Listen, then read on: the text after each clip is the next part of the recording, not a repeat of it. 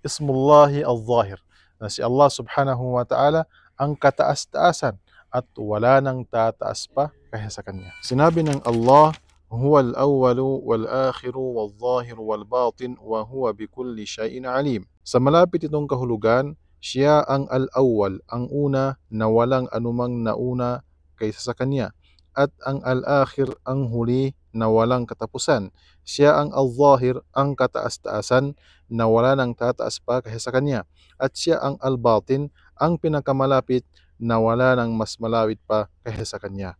At si Allah subhanahu wa ta'ala ang nagkakaalam sa lahat ng bagay. Si Allah subhanahu wa ta'ala ang kataas-taasan sa kanyang pagkapanginoon at pagka-Diyos. At si Allah subhanahu wa ta'ala ang kataas-taasan sa kanyang mga nilikha at siya ay naibabaw dito.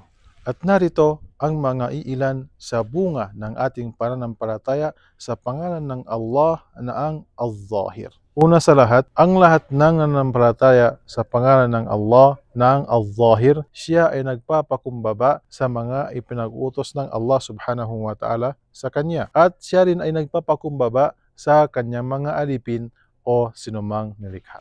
Pangalawa, kapag ang isang alipin ay may problema, at ito ay lampas sa kanyang kakayahan, siya ay manalangin kay Allah subhanahu wa ta'ala. Sapagkat si Allah subhanahu wa ta'ala ay ang Al-Zahir, ang pinakamataas, at siya ay naibabaw sa lahat ng bagay. Naway ipagkaloob sa atin ng Allah subhanahu wa ta'ala na ang kataas-taasan, ang sinseridad sa ating mga salita at gawa. Wassalamu alaikum warahmatullahi